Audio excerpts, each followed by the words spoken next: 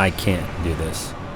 To keep myself and all of you entertained until Elden Ring drops, I've decided to play through all of Dark Souls 3 as Artorias.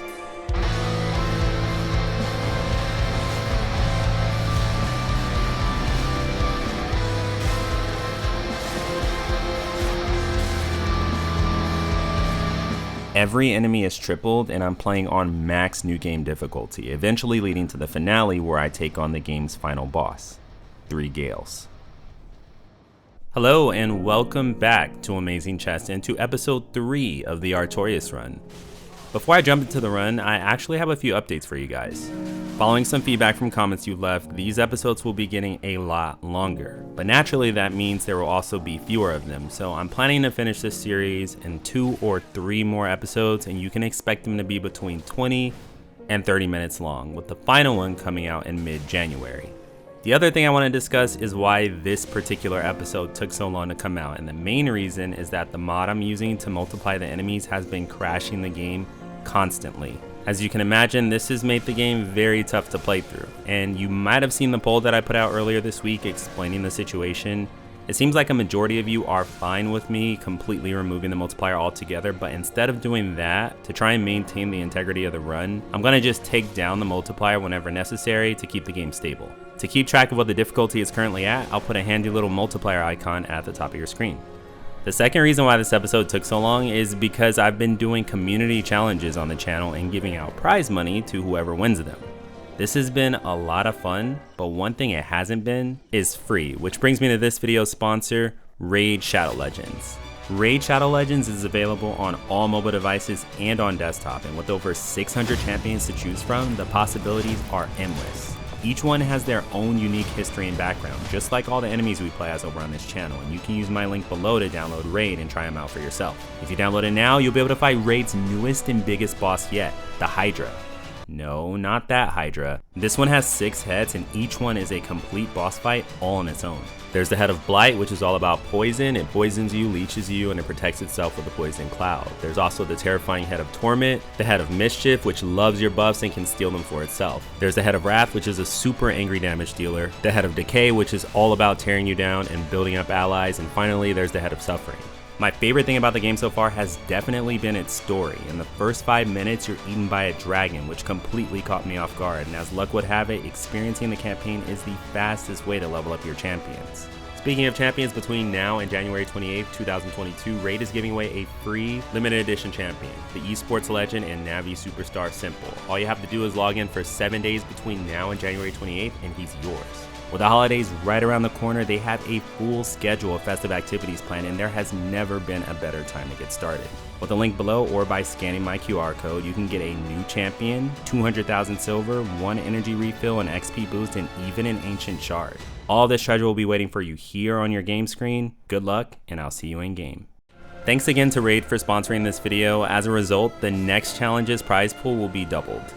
I also felt like the run was a little too easy, so to help balance the difficulty, I'll be removing the ability for Artorias to drink Estus from his flask, which means that the only way of healing will be from bonfires or map-specific Estus pots.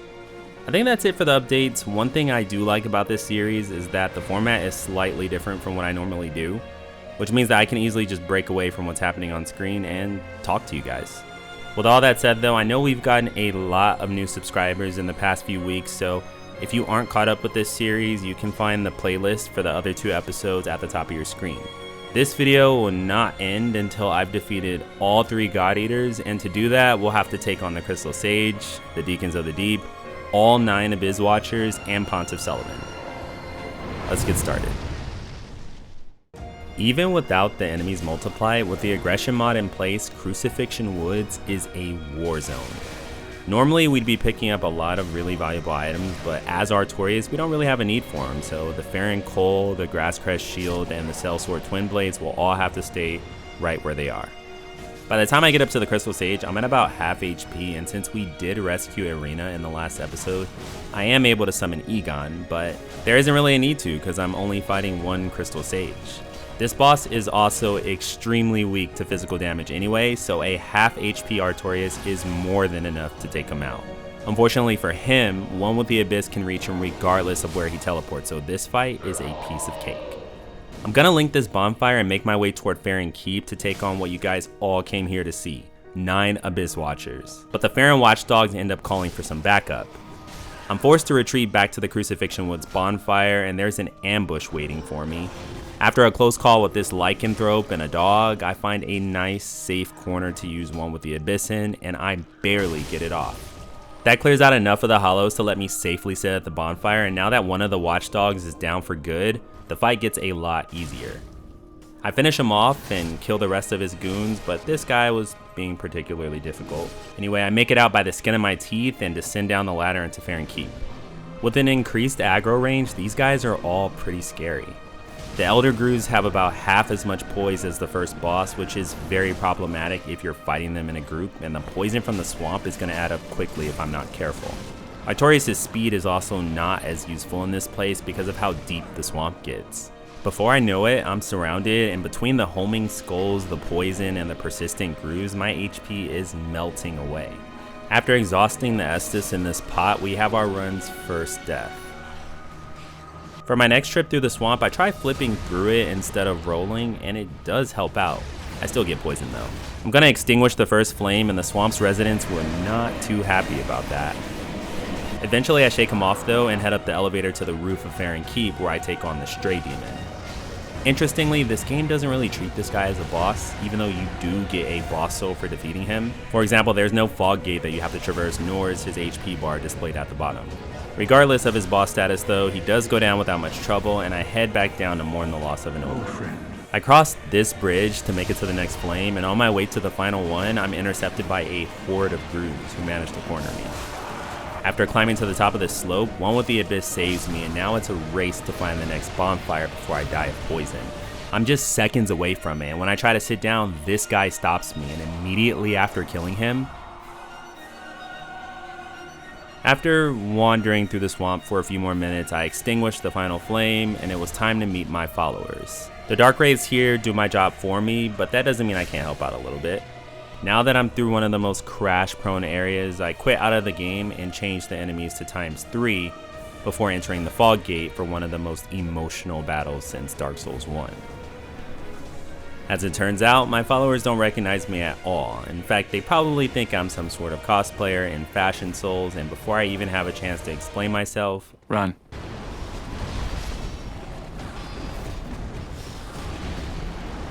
This time I managed to get to them with all of my health intact, and oh, ignore the frozen Abyss Watchers in the center of the arena, that's just kind of a side effect of the mod.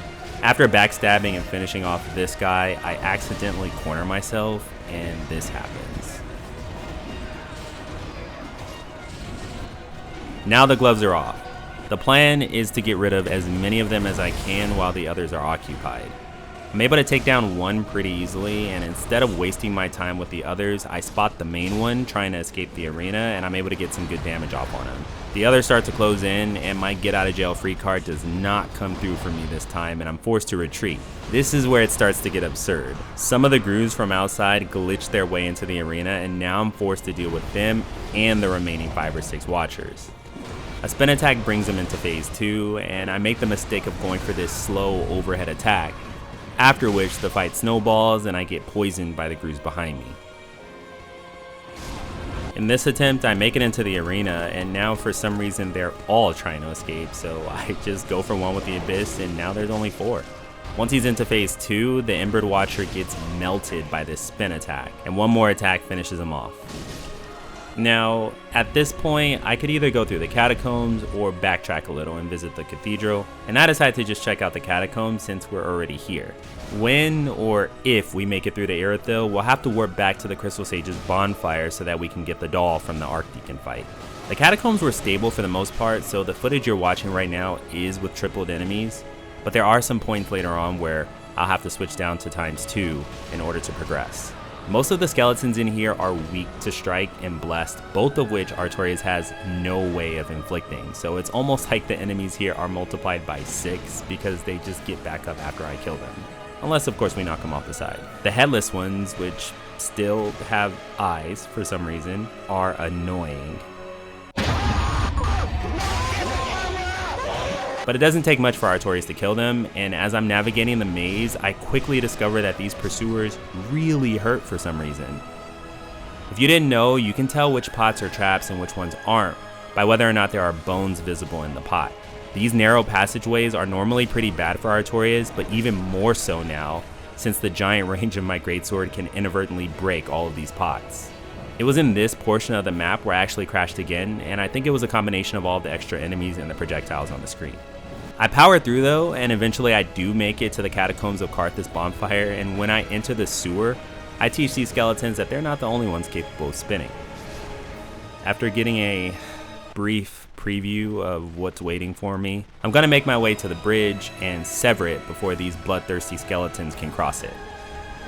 The fun fact about these demons, they actually share the same team type as the Dark Wraiths, who are aggressive to the grooves, which is why they're capable of fighting the skeletons and the mimic in this room. This means that if those Dark Wraiths and those demons were ever in the same room together, they would technically be on the same team and be unable to hurt each other. I'm gonna snag this bonfire outside the smoldering lake, and at this point I had no idea what to expect for the Wolnir fight. All I knew is that our sword does 20% extra damage to him since he's considered an abyssal boss, but would there be 2 Wolnirs? Would there not? I couldn't tell you. After entering the arena, lo and behold, 2 Wolnirs. It was very subtle, but if you look closely at their drip, you could tell. Unsurprisingly, 2 Wolnirs is still Wolnir. Once the 2 of them fade into the darkness, Artorias is pulled into the goblet and a new path is revealed. We're not going to go that way though, because as I mentioned earlier, we still need the doll first, so backtracking a bit takes us to the foot of the cathedral, where I am promptly greeted by a very large pack of dogs. And if you thought these guys were annoying before, imagine that times 3. The graveyard is a scene taken right out of a Dynasty Warriors game, with none of the mobs really posing much of a threat. I do get bled by this annoying trio at the cathedral's front entrance though. The stairway leading to the back is just teeming with hollows, and after opening this door and the 2 shortcuts, I stumble into this room, which is inhabited by Longfinger Kirk, some cathedral knights, and a few thralls. I'm sure you can probably guess what move I went for here, and I'm able to take care of everyone without much difficulty. I sneak past these 2, and I have no idea what that thing is doing there. When I open the front entrance, my game crashes, but when I return, since Artorias is so fast, I let my curiosity get the better of me, and I decide that it's a good idea to try and make it across this bridge. On my way back in, I fight my way through this corridor after taking the elevator down, and to my surprise, I actually have backup. The dynamic duo Horus and Henri, and also Cirrus, helped me take out the rest of these hollows, and then I quit out, triple the enemies, and traverse into what is possibly the easiest boss fight I have ever done. Just like that, every single Deacon was defeated. Now, of course, that's not really how this boss fight works, and more just end up spawning in, but that was really cool to see. If you're on PC, I highly encourage trying Artorias out for yourself instead of living vicariously through me. He's a lot of fun. Eventually, my makeshift team glitches their way into the arena, and Archdeacon Royce goes down just as easily as his followers did. After the fight, my team starts running into this wall, and if you're curious what they're chasing, there are actually 2 untouchable Archdeacons inside the coffin. So, whether or not we actually won this fight is entirely up to you. I'm gonna warp back into Irithyll, and after bumping these enemies back down to ×2 to get around some crashes, I make short work of Pontiff's beast, and his knights go down easily too. But the Fire Witches, they're another story. Thankfully, despite their size, they actually have no poise, and in hindsight, I should have used one with the Abyss to take advantage of their blistering weakness to dark. That's okay though, because Henri has our backs, and eventually Gothard and another Henri show up, and the next thing I know, Artorias is moving through Irithyll in a full-fledged party. Once I activate the nearest bonfire, our fun is interrupted by Creighton, who doesn't even last 10 seconds. We put down these dogs on the stairs before heading into this building, which you'll probably recognize if you watch my latest challenge video. Something crazy happens in here, and I won't spoil it for you if you haven't seen it yet, but check it out when you get a chance. My party and I trudge through this waterway, and is it just me or is this place terrifying with the enemies multiplied? These centipedes are just like skeletons in the catacombs in that they're also weak to strike, but one with the Abyss works fine too. Not entirely sure what's going on here. My team and I are going to clear out the Silver Knights from in this room, and then we're going to teach the Londor Pale Shade a thing or two about invading. When I reach Sulyvahn's staircase, I open up the shortcut and rest at the bonfire so that I can heal, and now it's time to take on Pontiff Sulyvahn. The multiplier mod does crash whenever I take on more than one Pontiff, so I'm just going to have to settle for fighting one, which is really like fighting two if you think about it, since he can clone himself. Without a way of healing ourselves mid-fight, then I'd say the Pontiff matchup is fairly even, with a slight bias toward Artorias. Sulyvahn's defenses aren't really anything to write home about, but he does make up for that with his agility and his firepower. In other words, if Pantagana or bonfirevn were to put both of these bosses in a room together and make them fight, I'm pretty sure Artorias will come out on top. After defeating the Pontiff, I'm going to head up these stairs to the courtyard, where I am met with one of the most horrifying views we've seen so far. Let's break down what's happening here. The Deacons from the ledge are attacking me, the Silver Knights from the buttresses, the Giant Slaves, the Irithyllian Slaves, and the Drang Knights. Whenever I attack one, I'm interrupted by either a Deacon's Pyromancy or a Great Arrow. Let's try a different approach. This time I decide to separate the Drang Knights from the Giants by taking advantage of the more agile attacks in my moveset. The Giant Slaves are incredibly slow, which means that I can lure the Knights away and finish them off by the time they finally catch up. It doesn't even come to that though, because these Giants are actually on their own team, and the Drang Knights are on a separate one, so while that doesn't necessarily make them hostile toward each other, they are capable of attacking one another. I'm gonna let those Giants do my dirty work for me and then flee for my life, since I barely have any HP left. This is where I come face to face with one of gaming's most infamous level designs, Anor Londo's Flying Buttresses. As you can see, this wall is the only thing standing between me and death. But I do have to get by them, so I take a deep breath and just go for it.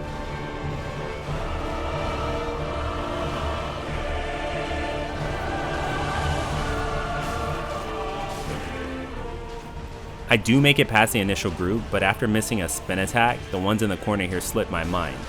I don't really have enough HP to take these guys on, so I desperately need to find a bonfire, and the closest one is at the top of this elevator. Once the elevator arrives, all I need is to push the lever and I can finally rest at the bonfire. My second trip up the buttresses isn't as easy as the first, but we do make it up this time, and I'm able to beat the Knights with a little more HP remaining.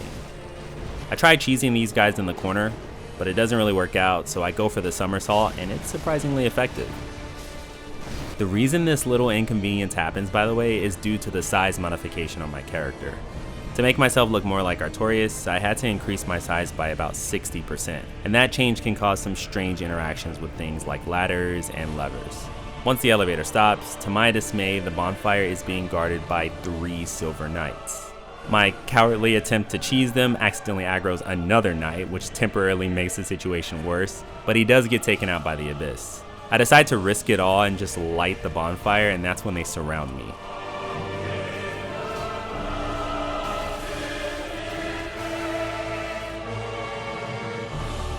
No idea how I dodged that thrust, but I'm able to defeat these guys, and after healing up, a few more show up just to get put down. I take the side entrance to the city's innermost hall, and there is a lot going on here. To my left, every single Deacon is trying to attack me, including the 2 clones of Aldrich in the boss room itself. To my right is this thing, which is actually one of the rarest enemies in the game. There's only 2 of them if I recall.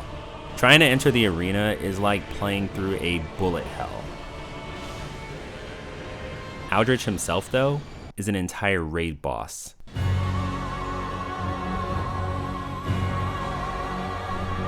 Maximizing Artorias' agility is absolutely mandatory in this fight. The constant soul masses, soul spears, and arrows mean that if you ever stop moving, then you're pretty much dead.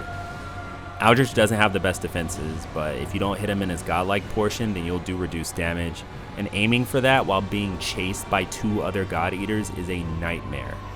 On top of that, keeping track of the real Aldrich while they keep going underground is very difficult up until he reaches phase 2. After about an hour of back-to-back attempts, I am finally able to take him down. Next episode we'll be taking on the soul of Cinder, but making it to him won't be easy.